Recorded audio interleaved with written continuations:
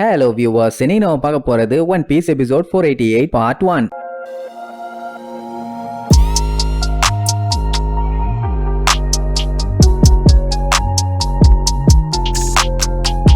Open பண்ணா போன பார்ட்ல திடீர்னு அந்த ட்ரஃபால்கர்ல வந்தால அவனை பார்த்துட்டு பகி எல்லாம் ஷாக் ஆயிருவான். இதுல வேற டாக்டர்னு வேற சொன்னால எந்த ஊர்லடா டாக்டர் கையில கத்தியோட வந்திருக்கான், என்ன பார்த்தா என்ன காமெடி பீஸ் மாதிரி தெரியுதா, அது மட்டும் இல்லாம பேஷண்ட்ஸ் எல்லாம் கூப்பிட்டு போக இப்படி சப்மரியில தான் வருவீங்களா அப்படி எப்படின்னு கேள்வியா கேட்டு தள்ளுவான். அங்க மெரைன் ஆளுகளுக்கெல்லாம் ஒரே குழப்பம், யாரு திடீர்னு புதுசா வந்திருக்கான்னு பைனாக்குலர் எல்லாம் வச்சு செக் பண்ணி பார்த்துட்டு ட்ரஃபால்கர்லான்னு கண்டுபிடிச்சிருவானுங்க. ஆல்ரெடி சபாடி ஆர்கிபெலகோல இவனுல பிடிக்க வேண்டியது, அதான் அந்த செலஸ்டியல் லைன் கூட பஞ்சாயத்து ஆகும் போது இவனுல அங்கதானே இருந்தானுங்க. அப்ப எஸ்கேப் ஆயிட்டானுங்க. இப்போ இங்க லூஃபியை காப்பாத்துறதுக்காக வந்திருக்கானுங்க. அதுவும் எப்படி அவனோட சப்மரைன்ல அங்க ட்ரஃபால்கர்லாம் பக்கி கிட்ட கத்திட்டு கிடப்பான், சீக்கிரமா அவங்கள கொண்டு வந்து ஒப்படறான்னு. ஆனா அவனுக்கு இவன் யாருன்னே தெரியல, அதனால முடியாதுங்கிற மாதிரி சொல்லிட்டு இருப்பானா. அந்த டைமுங்கும் போது பெரிய பெரிய பீரங்கி குண்டெல்லாம் வச்சு அட்டாக் பண்ணுவானுங்க. பகியும் கஷ்டப்பட்டு இப்படியா அப்படிகான்னு எஸ்கேப் ஆயிட்டு இருப்பான். இப்ப பஞ்சாயத்து என்னன்னா, இப்படியே ட்ரஃபால்கர்லாம் இங்கே இருந்தான்னா கண்டிப்பா நேவி ஆளுங்க வந்து இவனை புடிச்சிருவாங்க. சட்டு புட்டுன்னு லூஃபியை காப்பாத்திட்டு இங்க இருந்து எஸ்கேப் ஆனும். அதனால வேகமா அவனை கப்பல்ல போறான்னு கத்திட்டு கிடப்பான். அதே நேரம் இங்க அக்கைனு கொல்ல கான்ல இருக்கான். ஏன்னா ஒயிட் பியர்டோட ஆளுங்க எல்லாருமே இப்ப லூஃபியை காப்பாத்துறதுக்காக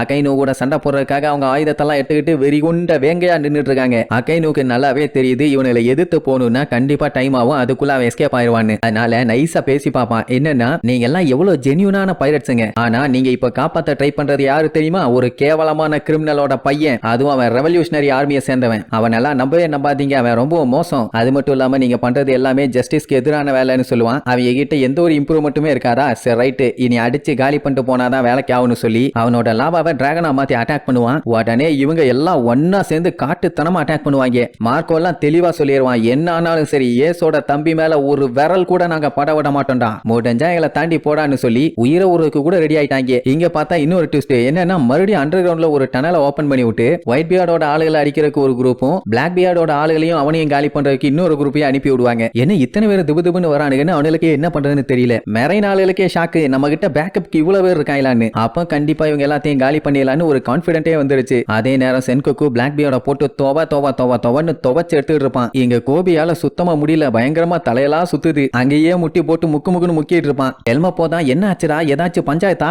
அப்பல இருந்து வியாடா நடந்துக்கிறியே என்னன்னு கேட்டா அவனால மூச்சு கூட விட முடியல. ஏன்னா இன்னுமே போர் முடியல, அவன் கண்ணு முன்னாடியே லைனா இன்னும் நிறைய பேர் செத்துக்கிட்டே தான் இருக்காங்க. மொத டைம் இவ்வளவு பெரிய சண்டை இவ்வளவு பெரிய மண்டைகளா பாக்குறதுனால பயலுக்கு உள்ளுக்குள்ள பீதி ஆயிருச்சு. ரெண்டு குரூப்புமே மாத்தி சாகர வரைக்கும் சண்டை போட்டுக்கிட்டே இருக்கானுங்க. சொல்ல போனா இப்ப நம்ம கோபியோட நிலைமை சாவு பயத்தை காட்டிட்டாங்க, பரமா காட்டிட்டாங்கிற மாதிரி தான். இங்க பிளாக் பியர்ட போட்டு சென்கோக்கு தொவன்னு துவச்செடுத்தான்ல, அவனுக்கு நல்லா தெரிஞ்சு போச்சு இப்போதைக்கு நேவி ஹெட் குவார்டர்ஸ்ல பவர்ஃபுல்லா இருக்க ஒரே ஒரு ஆளு இவன் மட்டும்தான். ஏன்னா இவனோட பவர் புத்தா ரொம்ப பவர்ஃபுல்லான பவர். ஆனா அதுக்காக என்கிட்ட இருந்தாலும் உன்னால இந்த ஐலாண்ட காப்பாற்ற முடியாதுமா, அதான் ஐலாண்ட கரப்பாம்பூச்சியை கவுத்தி போட்டு மிதிச்ச மாதிரி ஆக்கி வச்சிட்டியடா, இதுக்கப்புறம் என்னடா உனக்கு வேணும்னு சொல்லிட்டு மறுபடியும் அவனோட ஷாக் வேவ்ஸை யூஸ் பண்ணி அட்டாக் பண்ணுவான். ஆனா இந்த டைம் பிளாக் பியர்டு ஒயிட் பியர்டோட அந்த பவரை யூஸ் பண்ணி அடிப்பானா, அதை சென்கோக்குவால தாக்க பிடிக்க முடியல. அப்படியே ரெண்டு பேர்த்தோட பவரும் ஈக்குவலா நின்னுட்டு இருக்கும். எப்பவுமே ஒரு சண்டைன்னு வந்துச்சுன்னா அந்த சண்டையில ஒண்டி கொண்டி நின்று சண்டை போட்டாதான் அதுதான் வீரம். அதை விட்டுட்டு அவன் ஆளுகள் எல்லாத்தையும் கூப்பிட்டு வந்து ஒத்தால போட்டு அடிக்கிறது வீரம் இல்ல. பிளாக் பியர்டு ஒரு சல்லி பைய, அவன் அப்படியெல்லாம் நேருக்கு நேரா நின்று சண்டை போட மாட்டான். தோக்க போறோம்னு தெரிஞ்சா என்ன வேணாலும் பண்ணுவான் ஜெயிக்கிறதுக்கு. அப்படி இப்ப ஈக்குவலா ரெண்டு பேரும் அடிச்சுட்டு இருந்தவனே அவனோட ஆள் ஒருத்தன் பாஞ்சு வந்து சென்குக்கு அடிக்க போவான். அந்த டைம் அவனுக்கு ஒரு பஞ்சு வந்து விழும், அப்படியே திருச்சடிச்சு போய் விழுவான். யாரா அடிச்சதுன்னு பார்த்தா நம்ம கார்ப்பு. அப்படியே கெத்தா வந்து நின்னுட்டு, நான் ஒரு நேவி சோல்ஜர், என்னோட டியூட்டி மரைன் போர்ட பத்திரமா பாத்துக்கிறது, அதனால உங்களை யாரையுமே நான் விட மாட்டேன்டாம்பா. உடனே பிளாக் பியர்டு, அப்படியா கொஞ்சம் சுத்தி பாரடா கிளவா, இப்ப என்ன ஆக போகுதுன்னு சொல்லிட்டு ஒயிட் பியர்டு ஏற புடிச்சிட்டு ஒரு மாதிரி இழுப்பாருல, அதே மாதிரி இவனும் பண்ணுவான். சுத்தி இருக்க எல்லாருமே ஆடி போயிருவாங்க. ஏன் சென்கோக்குக்கே பீதி ஆயிரும். ஏன்னா அப்படி பண்ணித்தான் ஒயிட் பியர்டு எல்லாத்தையுமே பயங்கரமா பீதி ஆகணும். ஆனா மரைன் போர்ட அவன் அழிக்கல, நான் இந்த கிறுக்கு பையன் தான் அழிச்சு போடுவானே. அதே நேரம் இப்ப ட்ரஃபால்கர்லாக்குமே பஞ்சாயத்து, ஏன்னா பயங்கரமா கேப் விடாம அட்டாக் பண்ணிட்டு இருக்கானுங்க. இதுல வேற நேவில ஒரு குரூப் அவங்கள விடாதீங்க இதோட சோழிய முடிச்சிருங்கன்னு பர்ஃபெக்ட்டா எய்ம் வச்சு சுடுறதுக்கு போவானுங்களா. இங்க வேற அந்த பிளாக் பியர்டு காத்த புடிச்சு தர வரைக்கும் இழுத்து விட்டுருவான். அப்படி இழுத்த உடனே கரெக்டா இவனுக்கு சுடுவானுங்க. கடல் கண்ட மேனிக்கு அதிர்ந்து இவங்க சுட்டையே மிஸ் ஆகி நேவி கப்பல் மேலேயே போய் டம்முன்னு அடிக்கும். கடல் கொந்தளிச்சுக்கிட்டு இருக்கும். எல்லாத்துக்கும் ஒரே பதட்டம், என்னாச்சுன்னு. அப்பவே தெரிஞ்சு போச்சு இது ட்ரெமரோட பவர் தான்.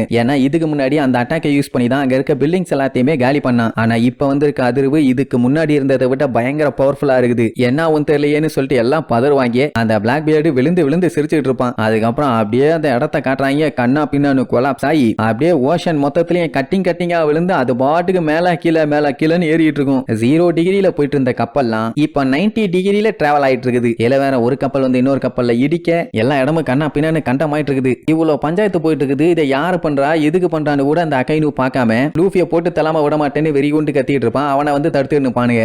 தலையில கைய வச்சுட்டு உட்கார்ந்தவன் அப்படியே கதறி அழுதுகிட்டு இருப்பான். ஐயோ மொத்தமா போதேன்னு பிளாக் பியர்டோட ஆளுகளே இங்க பதறுவானுங்க. ஏன்னா பவர் அந்த அளவுக்கு பயங்கரமா இருக்கு. சொல்ல போனா பிளாக் பியர்டே என்னால அந்த பவரை கட்டுப்படுத்த முடியல, இந்த அளவுக்கு நடக்கும் நான் எதிர்பார்க்கலன்னு சொல்லி இழுச்சுக்கிட்டே சொல்லுவானா. கூட இருக்கவங்க எல்லாம் ஐயோ கேப்டன் நீ கேர்ஃபுல்லா இல்லன்னு வை, நம்ம நின்னுட்டு இருக்கிறதுக்கு கூட இடமே இல்லாம இங்கே அழிஞ்சு போயிருவோம், மென்டல் மாதிரி ஏயா பண்றேன்னு சொல்லிட்டு இருப்பானுங்க. அவன் ஆளுகளே இப்படி கதறானுங்கன்னா அப்ப நேவி ஆளுகளோட நிலைமையை யோசிச்சு பாருங்க. சென்கோக்குவும் கார்ப்பும் கொல்ல காலில் இருப்பானுங்க. ஆனா இவன் அவங்களை இன்னும் மிரட்டிட்டு இருப்பான். பாத்தீங்கல்ல என்னோட பவரை, இனிமேட்டு நீங்க 2 பேரும் சேர்ந்தாலும் என்னைய ஸ்டாப் பண்ண முடியுமா? முடியாது. ஒயிட் பியர்டு எப்ப செத்தானோ அப்பவே உங்க டைம் முடிஞ்சு போச்சு. இனிமேட்டு இந்த உலகத்தை நான் தான் ஆள போறேன்னு சொல்லி வில்லத்தனமா சிரிப்பானா. அந்த டைமுங்கும் போது கடல் கண்ணா பின்னான்னு கொந்தளிச்சு அப்படியே ரகரகமா மேல எந்திரிக்கும். இங்க சபாடி ஆர்கிபெலகோல இருக்கவங்களுக்கு அள்ளு விடும். ஏன்னா பிளாக் பியர்டு நீ அடுத்து என்ன பண்ண போறான்னு தெரியலையே. மக்கள் எல்லாம் ஆடி போய் இருப்பாங்க. ஏன்னா நேவி ஆளுகளாலே எதுவும் பண்ண முடியலன்னா இவங்களால என்ன பண்ண முடியும்? அவன் அங்க பண்ண வேலையில சபாடி ஆர்கிபெலகோல இருக்கவங்களுக்கு சுனாமி வேற வரப்போகுது. அதனால சீக்கிரமா நார்த் சைடுல இருந்து எஸ்கேப் ஆகுங்க. 40வது மரம் 50வது மரத்துல யாரும் இருக்க வேண்டாம்னு சொன்ன உடனே மக்கள் எல்லாம் பயங்கரமா பீதியாகி அடிச்சு புடிச்சு தப்பிச்சு அங்கிருந்து ஓட ஆரம்பிப்பாங்க. அப்ப கூட கூட்டத்துல ஒருத்தன் நான் பெரிய ஆளு என்னைய முதல்ல காப்பாத்துங்க, நான் எவ்வளவு வேணாலும் பணம் தர்றேன்மா. உயிர் பயத்துல ஓடிட்டு இருக்கும் போது எவனாச்சும் இப்படி சொன்னான்னா எவனாச்சும் கேப்பானா முதல்ல. இதுல வேற அந்த டிவில இவன் மூஞ்ச இவ்வளவு தண்டிக்கு போட்டு காமிச்சிட்டு எல்லாரும் கொஞ்சம் அமைதியா இருங்க கூலா இருங்க ஒண்ணு நடக்காதுன்னு வேற சொல்லுவானுங்க. ஆடப்போங்கய்யா கொய்யாலைகளான்னு சொல்லிட்டு மக்கள் எல்லாம் கதறி அடிச்சு ஓடுவானுங்க. அவ்வளவுதான், டாடா பை பை see you.